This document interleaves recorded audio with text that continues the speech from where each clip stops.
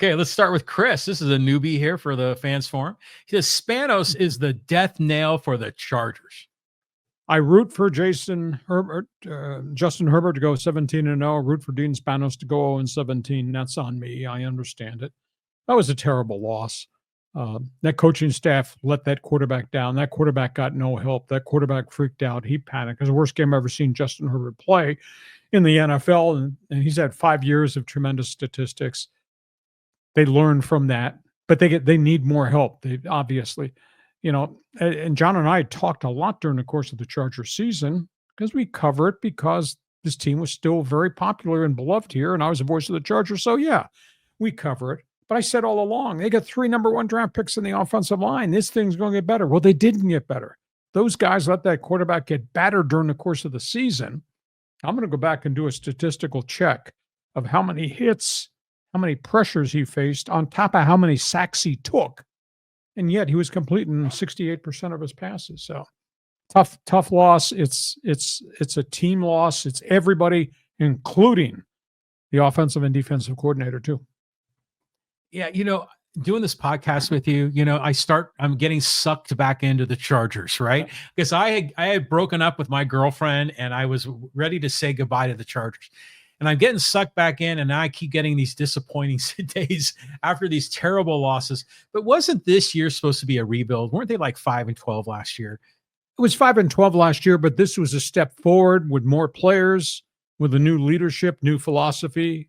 Harbaugh changed the culture. But at the end of the day, the players still have to do it on the field. And that quarterback couldn't do it by himself without a running game. That quarterback couldn't do it when he had people in his face, people at his feet, when his arm was getting hit because the pass protection was crap.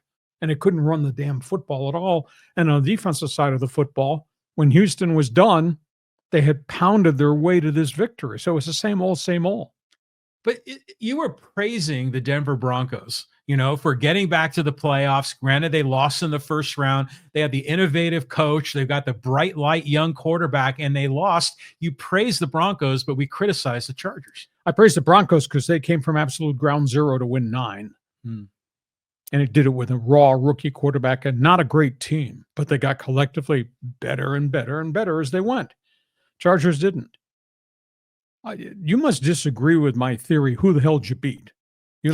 You don't buy what I said, that they didn't beat anybody. When they play good people, they got punched in the mouth 7 times. Yeah, well, you like to keep bringing that up throughout but the it's whole true. Because it is true. Okay, and I think if you proved your point, like I said, stop arguing. Yeah, with me. you're gonna say I told you so. That's what this is all about. Okay, let's keep moving on. Let's go here to Alan. He goes, "Where's Profar going to land?" Well, the price tag has to come down. Hell, maybe it's going to go to spring training. We're 4 weeks out from the start of spring training, John. And he's got to take a contract that's going to pay him well. Hell, $5 million or $8 million? That's what he's worth to me. Scott Boras is asking $15 million per year for 3 years for Profar. No.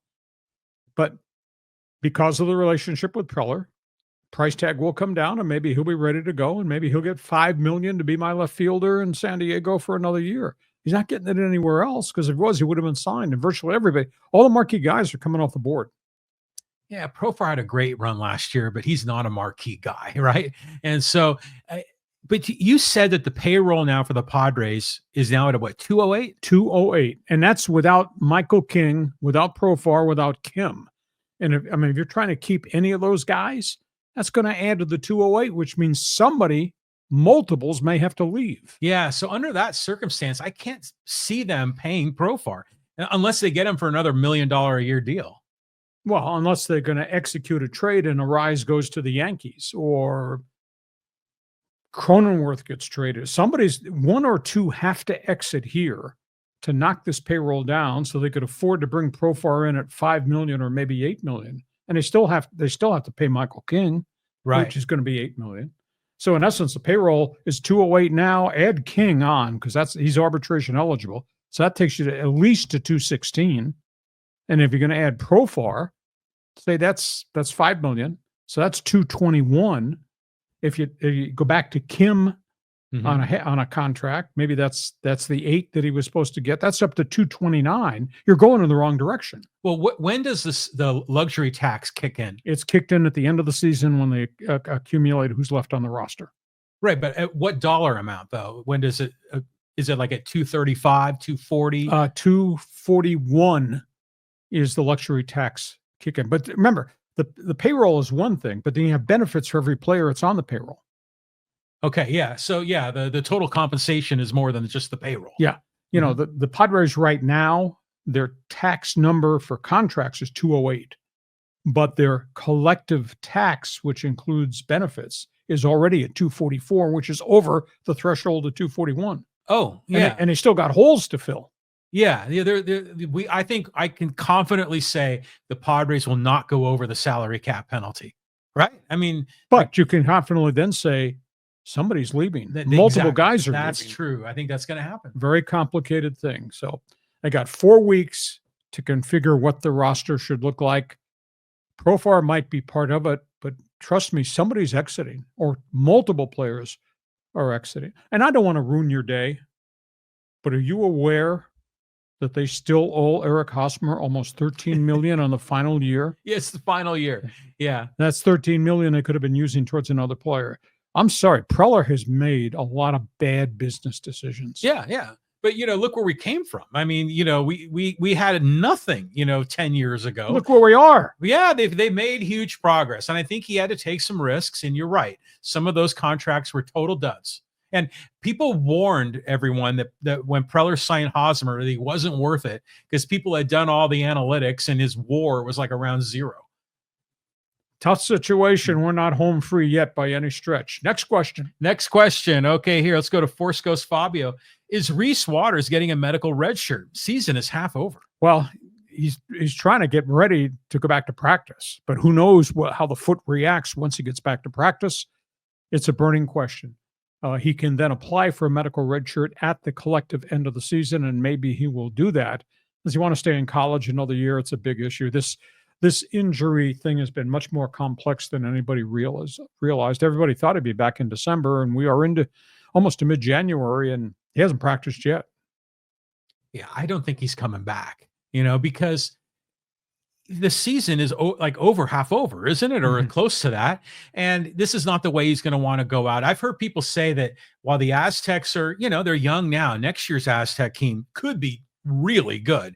And imagine if Reese Waters stuck around for that. But I don't know. Miles Bird might go in the NBA draft. Do you think that's possible? I think anything can change, and transfer portal can change everything and anything too. So, Reese Waters has got to do what's good for Reese Waters. He's got to get healthy. He's got to get medical clearance, actually practice, get on the floor. Then we have to see how his foot reacts once he practices, and then game conditioning. It's not like he can go play a game in the Mountain West with the snap of the fingers with 2 practices. And then you got just a handful of games in February, and then it's March. Yep. Yeah, that's a short run. We'll keep track of that. Thanks, Force. Okay, let's go to Chris. Hey, with Mike McCarthy out in Dallas, sadly, the Chicago Bears will make him their new coach. Ryan Poles, who inexplicably is still employed, will never hire Ben Johnson since he wants to bring his own GM wherever he accepts the head coach job. The definition of average retread McCarthy will guide Caleb Williams absolutely nowhere. Reaction. Well, but you're not giving McCarthy any credit for the development of quarterbacks in Green Bay. He was part of that whole thing vis-a-vis Favre, and then obviously what happened with the development of fast track of Aaron Rodgers. So I wouldn't say that he's a lost soul out there. I think the guy's got a good track record. He's won 174 games in the NFL. Chris, that's a pretty good coaching job in the National Football League. So we'll see. We'll see if Chicago will hire the Detroit guru, or does the Detroit guru want to stay in Detroit because he's not going to be allowed to bring his own guy? That's a question worth looking at. But you got Jacksonville out there with Trevor Lawrence, and they really need leadership. And obviously you got New Orleans with the veteran quarterback Derek Carr. So Mike McCarthy is going to have his choice of places to go. Yeah. Someone will pick him up, but if you're Dallas, would you hang on to Mike McCarthy, or are one of these bright lights maybe a better choice? Would you rather have a Ben Johnson than a Mike McCarthy? Jerry Jones has always been a guy about veteran coaches with lots of experience. I don't understand why he would make Mike McCarthy a 1-year offer. If he fears this thing is in free fall, but then you make the change and you get new leadership and you got to get some good luck and get all these injured players back healthy. But McCarthy was an accomplishment. So why would you get rid of an accomplishment? unless you want a Cliff Kingsbury or you want some other hot coordinator. So Jerry's always done business the way Jerry wants to do business. And with apologies to you, John, he's just not going to apologize to you about anything. Well, remember, halfway through the season, we were certain that McCarthy was going to be out. Yep. Then he started winning, and everyone rallied around him. And then they said, no, you're out. He won 4 or 5 with a backup quarterback and no defense. Hmm. And then, of course, it caught up to him at the end of the season. So it's weird. I would bet McCarthy's going to have a job by 1st of February. Okay. Yeah, that makes sense. Okay, let's keep on going. We'll go here to GS619. He goes, Herbert is terrible at the line. Missed easy pass protections. Throwing a ball 100 miles an hour to a guy 10 yards away has got to improve. Well, he completed 68% of his passes. He runs out of trouble because he's so fast and he's got such a long stride.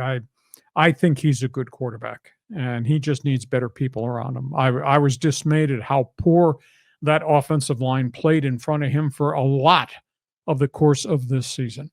And I am the lone wolf standing on the street corner. I'm the one that said, yeah, you won 11 games, but who the hell did you beat? Because when they play good people, they got smoked. But this demise is not on Justin Herbert. This demise is on everything around Justin Herbert and these coaches that I don't think did a good job scheming to try to help Justin Herbert. They knew how good Houston's defense was. Hell, if talk show host in San Diego who looked at video said, holy crap, you're going to have to deal with Danielle Hunter, the pass rusher, and you got to deal with Will Anderson, and you come up with a game plan and those two guys go crazy against your offensive line, well, you as a coach haven't done a good job in terms of scheming to protect that guy. And even if things are bumpy during the course of a game, you can change what you're doing schematically. You can put tight ends in and H-backs in to help pass block the guys out on the edge.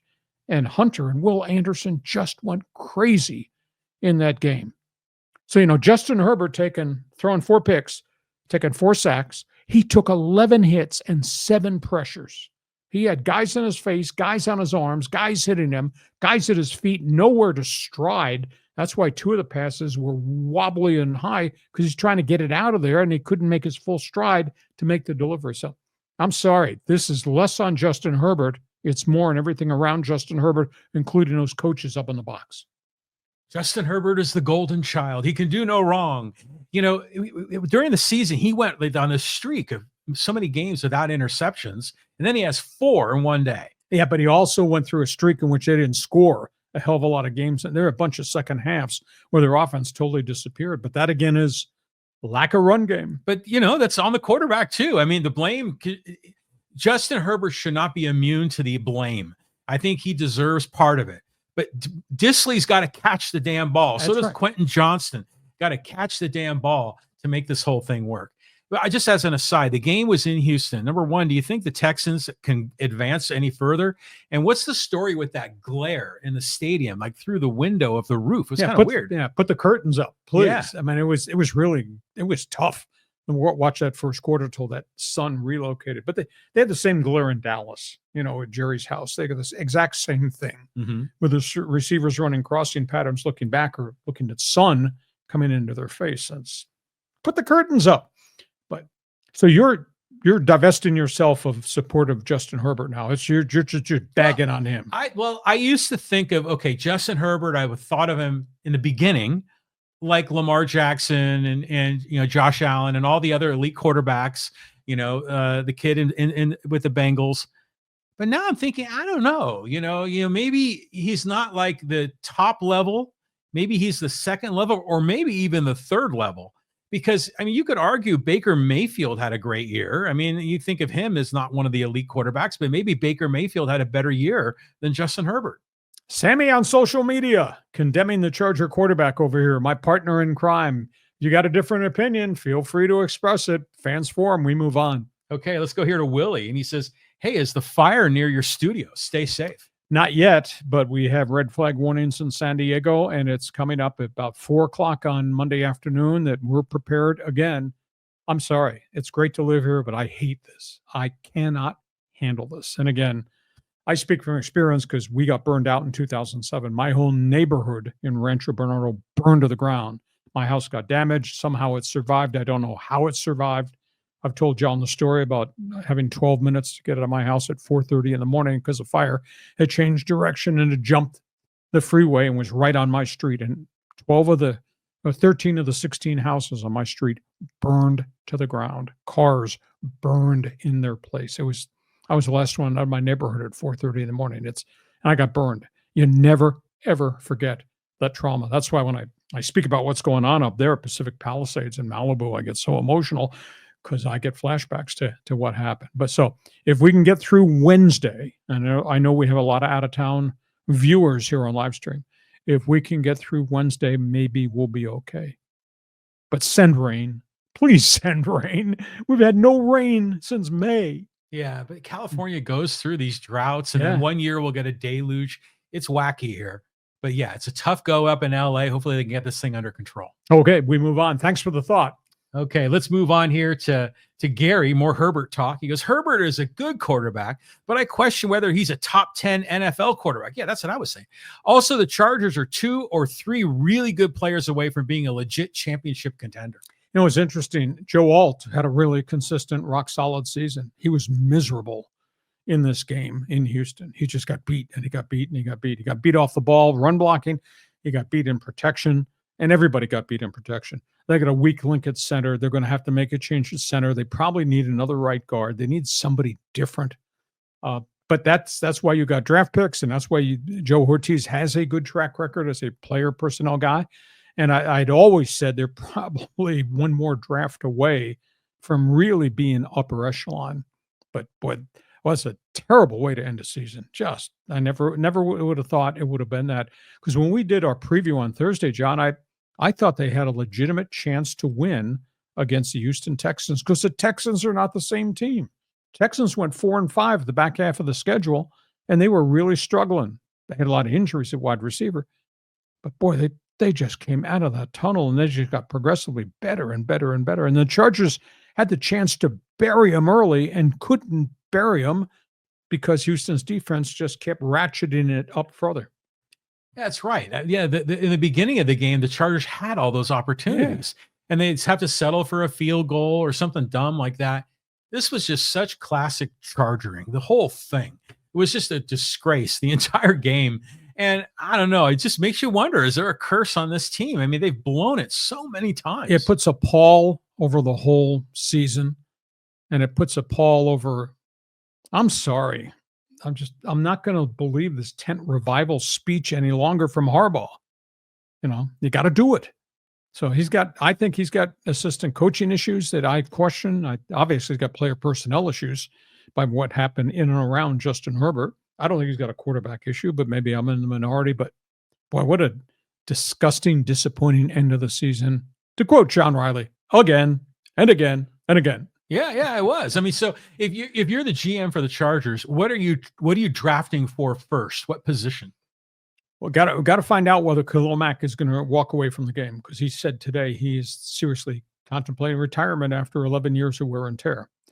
What are you going to do about Bosa's contract? I'm sorry, Bosa's not a $30 million a year pass rusher. What are you doing? I think they got to fix the offensive line. I think they need legitimacy at center. They probably need a right guard, and they may have to go to the marketplace and go find another wide receiver, because as good as Quentin Johnston was against the woe-begone Raiders 2 weeks ago when he had 13 catches, what do you do on Saturday? Drop. Yeah. Couldn't get free in coverage. Drop. So he's got probably 1 year left to prove that he can be what he is athletically and be that way on the field week by week. I think of Quentin Johnston and his size and his ability to run and all that, and comparing to Mike Evans. The hell Mike Evans do in Tampa Bay on Sunday night? He caught everything in the stadium with all kinds of guys around him. That dude's a pro. Yeah, big time. Yeah. Can you say superstar? Yeah. And we got this guy he's got more drops than he's got big catches. Yeah, my take on him is he's always thinking about turning and running upfield before he catches the ball. But it just goes to show you how good Ladd McConkey is, isn't he? I mean, what a gamer. That kid is just I mean, it's always like that little slot receiver, that does great things in the NFL. And that's a prime example of Ortiz as a player personnel guy. He went and found that guy. There you go. So they got another draft ahead, and I said all along they're probably one more draft away. So now they got work to do. Okay, let's keep moving. Let's go here to Greg. Lee, what have you heard about Pete Carroll possibly going to the Raiders or Bears? The guy can still coach. I don't care how old he is. Great show. He's 73 with the work habits of a 53-year-old, the energy of a 33-year-old. I'd want to play for him.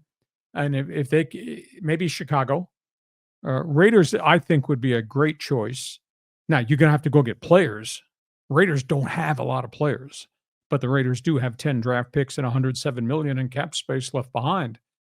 So at the end of the day, Pete Carroll to me seems to be a good fit. And as I said, John Spytek, who is the assistant general manager in Tampa, and he's the one that's kind of responsible for the rebuilding of a lot of that young talent on that football team. He and Brady are kind of collectively joined intellectually in terms of football. So maybe Spytek becomes the general manager of the Raiders. You hire Pete Carroll, who just, I think, brings great credibility. So I don't care about the age 73. I care about the accomplishment of that man. What he did with the Seahawks was phenomenal. What he did when USC hired him, the general consensus is, why him?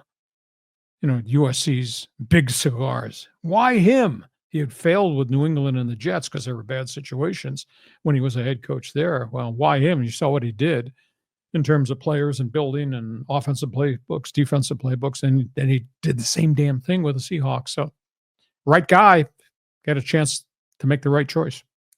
Does Pete Carroll have any kind of a relationship with Tom Brady? Is there any connection between those two at all? No, not that I really know of. No. Pete Carroll's gone from New England and even the Jets long before Brady became a superstar. Yeah, that's what I thought. I kind of like your point earlier about having like an offensive guru go into Chicago because they've got the quarterback and all the other skill players. But for the Raiders, it makes you do wonder, do they go with more of a defensive-minded guy? Because that's what Pete Carroll is really known for, right? Sure, exactly. And they got a lot of young guys defensively.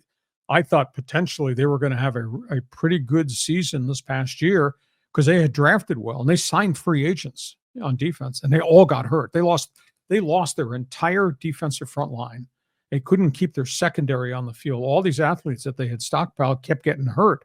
And then obviously they let Josh Jacobs go at running back and they traded Devontae Adams. They force fed. They got 2 offensive linemen who were starters all year who I think got better as the year went on. But they still got holes, a lot of holes on the roster. But Pete Carroll's on his driver's license, defensive guru. Yeah, exactly. That's kind of what I thought. So who knows? That could work out maybe. We'll see. All right, we'll see.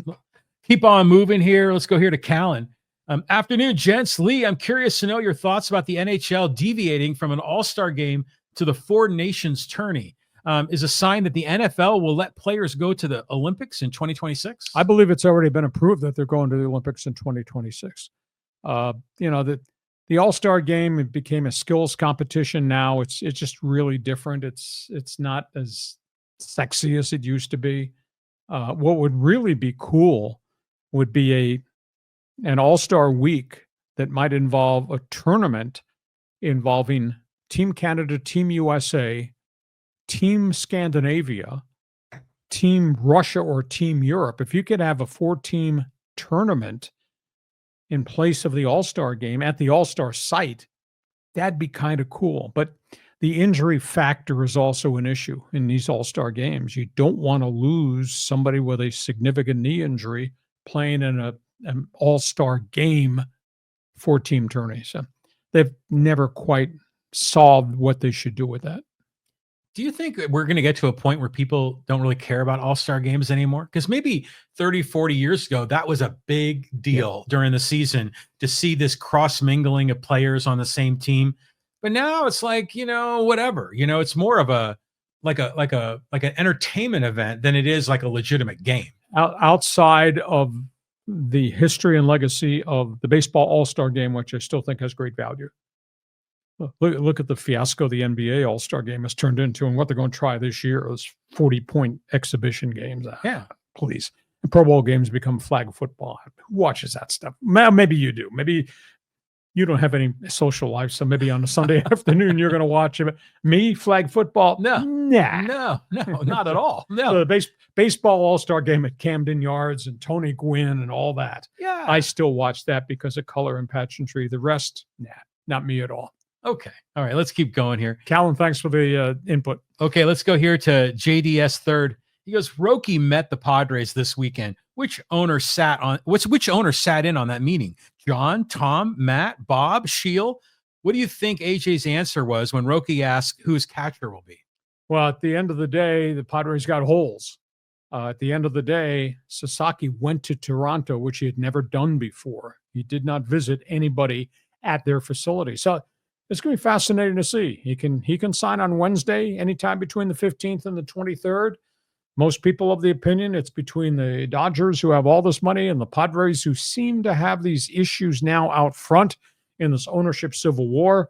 And then obviously, maybe the Red Sox. I've been told the Yankees and Mets are still in it. Now Toronto seems to have somehow gotten in it, although that to me is a strange fit. But this negotiation has been very different than any other negotiation with a Japanese star. I know the Padres are in a tough spot here. It's unless there is just some like deep connection that AJ has with Sasaki, or the Yu Darvish factor, or the LA San Diego rivalry. But if you don't really care about any of that, there is no emotional connection. I don't see how he comes to San Diego. Well, there's so many big problems going on right now. Except, though, that Preller has quite the working relationship with player agents, Japanese baseball. He has a consortium of retired Japanese players, the Nomos of the world, that work for him. Their boots on the ground in Japan and Korea are everywhere. So he's got, I think, a track record of involvement on the Pacific Rim. So I think that's a real positive. He's not some total stranger. Mm-hmm.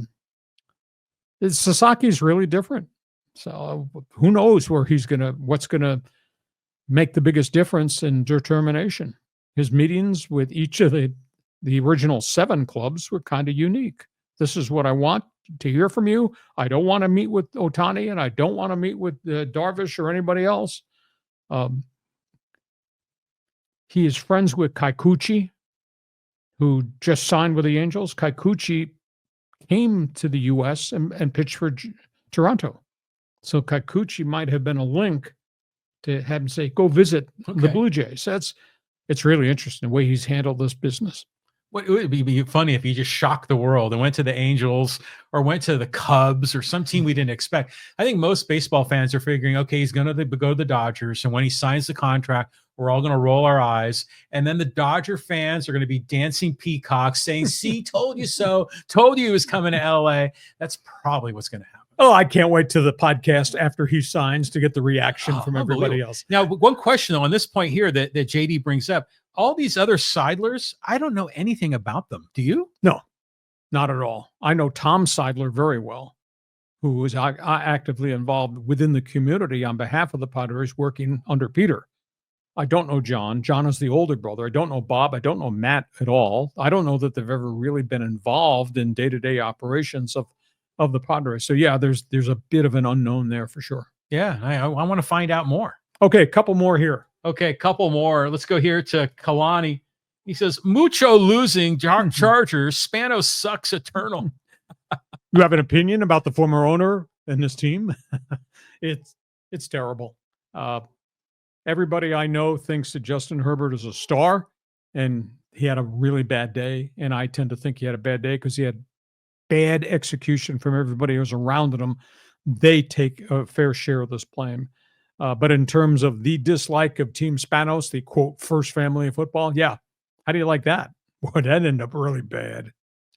I'm so happy I'm no longer like a totally emotionally invested in this team like I used to be. And so now when they lose like this, I can just go like, it's just like another thing. So, yeah, well, I think everybody this morning, my one man's opinion column on my website, which you should read, everybody expected me to pile on. Well, I didn't pile on. I just called it as I saw it. And I blame the offensive front, and I blame the wide receivers and the tight ends for drop passes and where the hell's a running game. And I denounced Greg Roman and Jesse Minter, et cetera, because they got blood on their hands for this whole thing. It just wasn't on the kid quarterback. Social media, I think, has been terribly unfair to Justin Herbert. Well, they had problems with their kicking game in there. Sure. When they're like a punt blocked or something like that. I mean, it was just the whole thing was just a mess. Field goal. That kicker was 39 of 42, and he got one blocked. Yeah. The punter, who had been gold all year, he got one tipped. I mean, everything that could go wrong did go wrong and more. Yeah, exactly. Okay, let's go to social media. Okay, social media. Let's bring up some of our friends here. And okay, let's go here to the NBA. Whoops, got Kalani's message still up there. Let me turn that one off. Okay, here we go. This is from Hey Foster Guy. He goes, the NBA is unwatchable and couldn't get less entertaining. Even the playoffs suck now, especially since you got to slog through 4 rounds of the best of 7, and that takes 2 months because they only play like twice a week. Yeah, it's the whole game right now, I think, is unwatchable. Now, postseason, I'll disagree with you. I think when you get to postseason play, where you got the best in the business going against each other, the bigs versus the bigs, the 3-point shooters, etc. And these guys play really hard in the postseason. Postseason is very, very physical. So a lot of hard fouls in those games too. A lot of challenges of the officials to make these games work, and get through these games. So I don't think there's a big issue with the end of the season. But there's so many games during the course of the campaign, Foster, that how important are they? And if you only have 4 or 5 teams that are really, really good upper echelon teams, and everybody else is just putting in time because they got to play the schedule, then how important is a Portland-Sacramento game on a Wednesday night in the middle of the season? But I don't think there's anything wrong with the quality of play, because I think the intensity level gets ratcheted up when we get to postseason play. But boy, the game right now is a problem. And I think that the deportment of the players, Anthony Edwards just got fined $50,000 again today because Anthony Edwards did this to a referee right in front of his face. The lack of respect of these guys is just off the charts. And I think that's a detriment to the image of the NBA, that we got Anthony Edwards giving an official a finger right in his face. This guy's got so many issues. I swear to you, there's a mental health issue with Joel Embiid. There's a mental health issue with Anthony Edwards. What is Adam Silver going to do to stop this? Because it's a bad look for the NBA. Yeah, there are a lot of mental health issues here, but I just see guys like heaving up bricks, missed passes, missed dunks. It's just it's sloppy play. And imagine spending big money to go to those games and to see that kind of a performance. I mean, for me, I'll pay attention to the NBA through the regular season, but not until it gets to the playoffs, and then I really focus. And the playoffs is a different level of competition. Oh, yeah. The pride factor, and obviously a lot of special things there. Interesting comment. Foster, thanks for joining us. Next one. Okay, let's go here from Los Angeles. He goes, nobody saw this coming. You're talking about your opinion about the Civil War with the Padres. Nobody saw this coming. The entire Los Angeles Dodgers fan base saw this coming. Machado, $300 million. Tatis, $300 million. Bogarts, $300 million. Unsustainable contracts in a small market. Well, I remember when that first question first came up, and the national media questioned Peter Seidler about sustainability. And that was a monstrously big conversation. It was a hot button issue. They got really upset at the media for even bringing this up. At the end of the day, when you have a market of 3.5 million and you're paying these kinds of contracts with the length, 10-year contracts, 12-year contracts, etc., and then you can't trade those contracts, that's not a good business model. I may like Preller. I think Preller is kind of a unique individual. His boots on the ground, his ability to scout, his sales pitches. I think he's really different. He might be a different breed of cat. But his inability to understand dollars and cents and values, the contracts he's given out have just put this team against the wall. And now they're against the wall and they can't get out. They got contracts they can't trade. People can say, oh, maybe we'll send Bogarts back to Boston. Boston doesn't want that contract through age 42.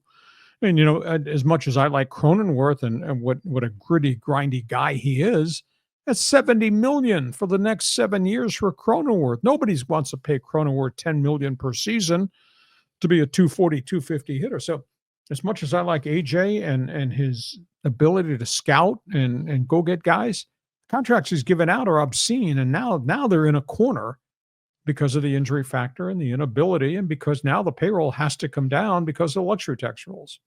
End of sermon on AJ Preller. Now let's just pretend for a minute that Sheila Seidler was the point person. Do you think she would spend the same way that Peter Seidler spent? She would listen to the other people from Seidler Equity and decide, but Peter was Seidler Equity. And so now it's a different group of people that are calling the shots. But at the end of the day, Just think about where we were a year and a half ago. Peter passed. A year and a half ago, they lost their $60 million per year TV contract with Bally Sports bankruptcy. A year and a half ago, they owed the commissioner $40 million luxury tax payment. That's not good. That's not a good business model in a market of 3.5. Now, granted, sold out all those games, record revenue, record attendance. But at the end of the day, you got all this mounting debt that has been accumulated because AJ gave out all these obscene contracts.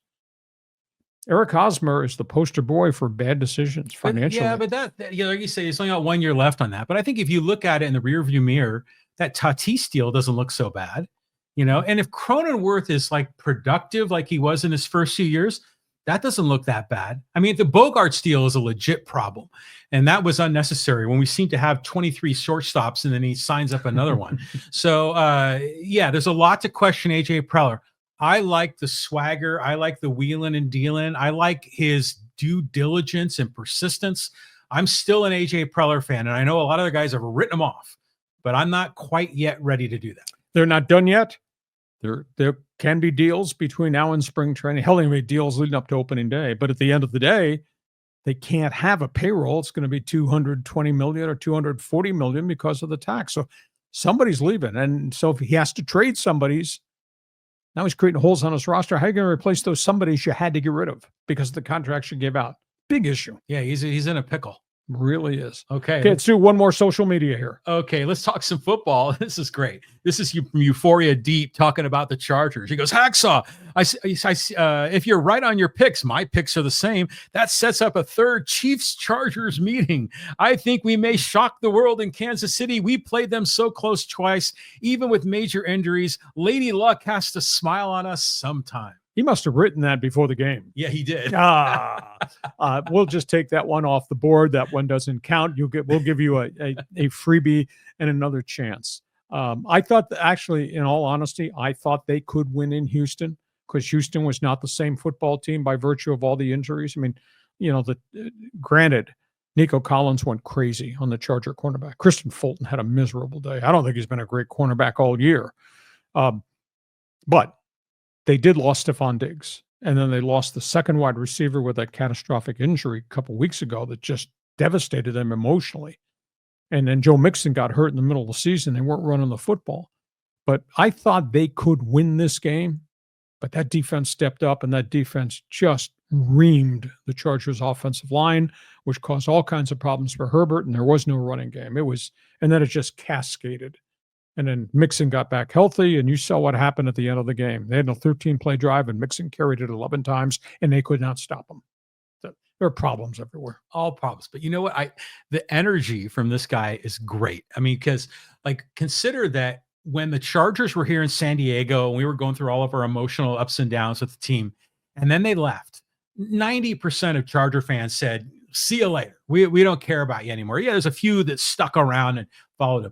They go to LA. No one's following much in LA. And then finally, some people in LA start warming up and they're like, hey, here's an NFL team. I'm going to be a Charger fan. Because of Herbert. Yeah. And maybe just because they just want to pick a team, and they want to plant a flag. I'm a Charger fan. Here we go. Blue and gold. And then it's the same old chargering thing. It's like a disease that spread up to LA. And now these fans are suffering what we went through for decades. Yeah, to a degree, yes. And we'll just see what in the next week or so, what kind of fallout there is on the organization, because this just leaves a terrible black cloud over what many thought was going to be Harbaugh taking a step forward, credibility, great track record, sales pitch, culture, all those positive things have been kind of pushed to the side. They did take a step forward. I mean, compare their record to last year. I mean, I'll give them that. But maybe, I don't know, did our expectations get overinflated, when suddenly they were playing well and they were getting into the playoffs? Expectation because you got the kid quarterback who was winning games for him. Yeah. And the kid quarterback that everyone said was the great quarterback that he's just waiting for that breakout game.